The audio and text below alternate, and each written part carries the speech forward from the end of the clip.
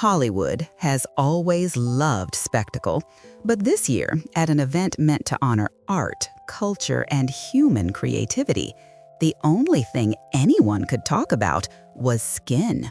Not ideas, not exhibits, not the artists. No, what everyone remembers from the LACMA Gala are the bodies, nearly naked, wrapped in sheer fabric so thin it could pass for mist, shimmering with oils, highlighter, and the unmistakable scent of desperation.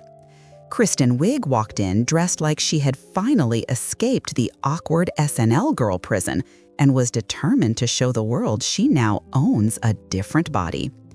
Demi Moore appeared in a translucent Gucci gown that whispered, "Yes, I am 60, and yes, I will fight time itself." And Paris Hilton, well, she looked like a time capsule from 2005 wrapped in 80 pounds of extensions. The question is simple. Why? Why is Hollywood suddenly obsessed with undressing in the name of fashion? Why has every red carpet turned into a contest of who can reveal the most while pretending it is artistic expression? Today, we are going to dig into the naked truth behind Hollywood's new obsession. And trust me, what it reveals is far more interesting than what they are wearing. Naked dress, Hollywood's new language of power. Pace, measured, giving each idea room to land. Emotion, critical curiosity, like someone uncovering a cultural pattern. Delivery, calm but cutting, with clear transitions and emphasis on key insights. Naked dress, Hollywood's new language of power. If you think the naked dress is just another fashion trend, think again. This is not about beauty. It is not even about shock value. The naked dress has evolved into a new form of currency in Hollywood. A silent message wrapped in sheer fabric, broadcast to millions without a single word spoken. Celebrities are no longer competing to look elegant. They are competing to look exposed. It is a demonstration of discipline, privilege, and control. These gowns say, "Look at my body. Look at the work I put into it. Look at how far I have pushed it."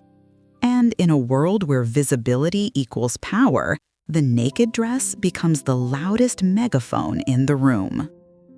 At LACMA, this was impossible to ignore. An event created to celebrate art was overtaken by a parade of translucent fabric and carefully curated vulnerability. The dresses were not outfits. They were achievements. They were trophies. They were proof that these stars occupied the highest tier of the beauty hierarchy. And when everyone on the carpet is almost naked, modesty becomes the true rebellion. But rebellion is not what Hollywood wants right now. What Hollywood wants is attention, and nothing demands attention faster than a body on display. From awkward, observant, slightly amused. Pace, smooth and deliberate, allowing each contrast to stand out. Emotion, a blend of empathy and critique, like uncovering a hidden truth. Delivery, clear transitions, strong character analysis, and a steady narrative flow. Kristen Wiig, from awkward SNL girl to reluctant sex symbol. Kristen Wiig may be the most fascinating transformation on that red carpet. For years, she built her career on characters who were awkward, twitchy, and intentionally unglamorous. She leaned into comedy that made her look small, strange, and wonderfully unfashionable. That was her armor. And it worked. But on the LACMA carpet, that armor was gone. She stepped out in a sheer Rodarte gown that left almost nothing to imagination. Not a character, not a joke, not a wink of self-parody. Just Kristen, or at least the version of her that Hollywood rewards. This is not simply a glow-up. It is a negotiation. In the industry she works in, aging out of quirky girl roles means she needs a new identity. And the identity Hollywood hands out most easily is beautiful woman. But to qualify, one must follow the rules. New face, new hair, new body, new confidence, manufactured or real. Her dress told a story she never said aloud. It said, I can transform, I can adapt, I can be what Hollywood needs me to be. It is empowerment wrapped in pressure, liberation wrapped in expectation. Kristen Wiig is not just dressing differently. She is choosing survival in an industry that still worships perfection over personality. Demi Moore and Vera Wang, two faces of Hollywood's fear of aging. Hollywood has always feared age, but on the LACMA carpet, that fear was dressed in Gucci and shimmering under soft lighting. Demi Moore appeared in a translucent gown that highlighted every inch of her sculpted figure. She looked ethereal. She looked powerful. But she also looked manufactured by decades of pressure. Pressure to prove she can still compete in a world that worships youth. Her presence told a complicated story. This is a woman who has survived the brutality of tabloid culture, public heartbreak, and the kind of professional scrutiny most people would collapse under. Yet here she is, at 60, wrapped in a dress so sheer it almost vanishes. It is beautiful, but it is also a reminder. Hollywood does not allow its icons to grow old. It demands they grow invisible, unless they can grow younger. Then there is Vera Wang, 70-something, thin as a shadow, wearing a bra top and low-slung skirt while insisting she just walks for exercise. It is a claim so unbelievable, it borders on comedy. Her body is not the product of daily walks. It is the result of an industry that treats aging like a disease. Together, Demi and Vera reveal a truth Hollywood never says aloud. A woman may earn power, money, influence, but none of it exempts her from the expectation to stay young. Their beauty is real. Their hard work is real. But the fear behind it is real too. And that fear is written in every translucent seam and every carefully lit photograph. Paris Hilton, when the queen of superficiality becomes outdated. Paris Hilton used to define superficial glamour. She practically invented the art of being famous for being famous. Glittery mini dresses, chihuahua accessories, 2000s lip gloss. Paris built an empire on image alone. But at the LACMA gala, something became painfully clear. Even the queen of artificial beauty can become outdated in the new era of excess. She arrived in yet another sheer Gucci gown, layered with hair extensions that looked heavy enough to have their own gravitational pull. The outfit tried to whisper timeless elegance, but instead it shouted relic from 2005. The problem is not the dress. It is the context. Paris is playing a game she once led, but the game has changed without her. The culture of shock, vanity, and spectacle that Paris pioneered has evolved. It is louder, it is harsher, it is younger, and it demands a level of polish that even she struggles to maintain. Stories from her past, fallen hair extensions, questionable hygiene, chaos behind the scenes, cling to her image like old perfume. They refuse to fade. Her appearance at LACMA was not a reinvention. It was a reminder. A reminder that the influencer era she helped create has grown past her. A reminder that even icons age. And a reminder that Hollywood has no loyalty, not even to the woman who taught it how to be shallow. Paris Hilton was once the blueprint. Now she is a footnote in a trend she can no longer control. The Ozempic age. when Hollywood has nothing left to show except skin. There is a reason the naked dress trend exploded so aggressively. It did not happen in a vacuum. It happened in the Ozempic age, a time when half of Hollywood is quietly injecting a diabetes medication repurposed as a rapid weight loss drug, shrinking themselves down to their smallest possible form. And when bodies become this thin, this sculpted, this engineered, the next logical step is to display them with nothing in the way. The naked dress is not about sex appeal. It is a victory flag, a silent boast. Look how disciplined I am. Look at what I deny myself. Look at what this drug has done for me. The gowns at LACMA were not fashion statements. They were progress reports. Hollywood once tried to hide its obsessions with diets, trainers, and plastic surgeons. But today, everything is on display. The message is clear. If you are not shrinking, you are not winning. If you are not revealing, you are not relevant. And if you refuse to participate, you risk disappearing entirely. This is the dark irony of the Ozempic age.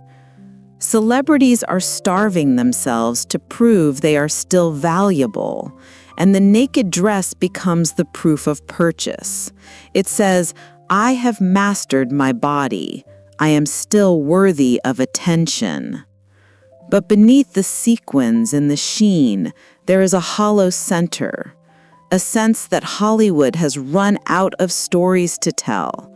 So it tells the only one it has left, the story of its own vanishing flesh. Timothée Chalamet and the Fall of Vogue, when high fashion stops trying. If the naked dresses at LACMA were the appetizer, Timothée Chalamet's Vogue cover was the main course in Hollywood's aesthetic meltdown. Here is a man celebrated for his acting talent, his sensitivity, his artistic seriousness. And yet, on the cover of one of the most powerful fashion magazines in the world, he looks like a fan edit posted at 3 a.m. on Tumblr. Galaxy print leggings, a pose that feels like it was chosen by a confused intern, lighting that somehow makes a 29-year-old look both older and less interesting. And behind the camera, Annie Leibovitz, a legendary photographer whose recent work suggests she is now collecting paychecks on autopilot. This cover is not bad by accident. It is bad because no one stopped it. Vogue used to set cultural standards. It used to define beauty, creativity, and prestige. But this cover proves something uncomfortable. Vogue is no longer leading. It is following trends set by teenagers online, following brands desperate for buzz, following celebrity relationships that generate clicks instead of meaning. Chalamet, an actor once praised for depth, now looks like a prop in a marketing experiment gone wrong. And Vogue, once the guardian of fashion influence, is now just another content machine spinning its wheels. It is not just a bad photo. It is a symbol, a sign that the institutions we trusted to elevate culture are now drowning in the same shallow pool as everyone else.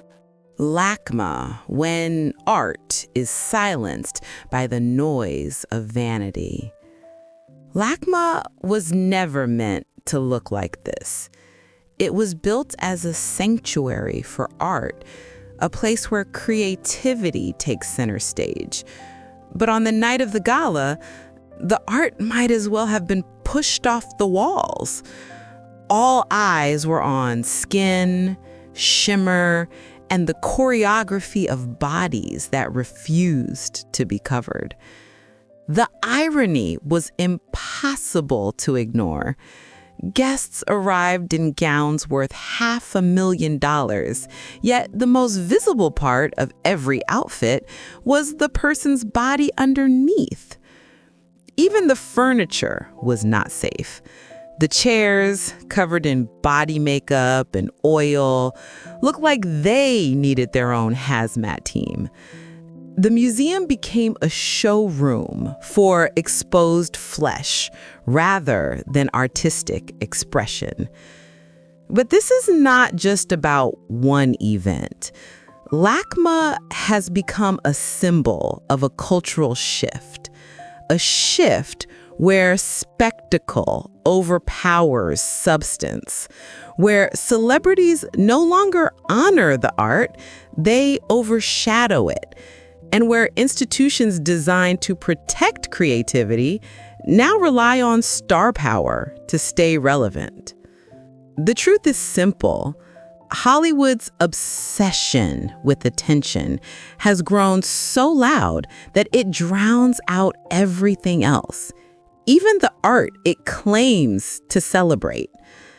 And in that noise, LACMA becomes a mirror, reflecting what the culture has become, a place where image matters more than meaning, and where beauty is measured not by creation, but by exposure. What Hollywood is really showing us. When you step back from the glitter, the gowns, and the carefully sculpted bodies, a larger picture begins to form. Hollywood is not simply embracing a new fashion trend. It is revealing a deeper truth, one it never intended to expose. The naked dress is not about confidence. It is about fear. Fear of aging, fear of irrelevance, fear of being forgotten in an industry that discards people the moment they stop shining. Ozempic bodies, translucent fabrics, engineered youth. These are not expressions of freedom. They are symptoms of a culture running out of ideas, trying to distract us with skin because it has nothing left to say. Even the institutions meant to protect art have surrendered to the noise, allowing spectacle to eclipse creativity. But here is the more uncomfortable truth. Hollywood is not just showing us itself. It is showing us what we reward, what we click on, what we elevate, and what we ignore. So the question becomes this: if everything in Hollywood now depends on how much someone reveals, then what does that say about what we, as a culture, truly value? Because one day, the fabric will return, the makeup will fade, the bodies will age, and when that happens, we will finally see what remains, if anything at all.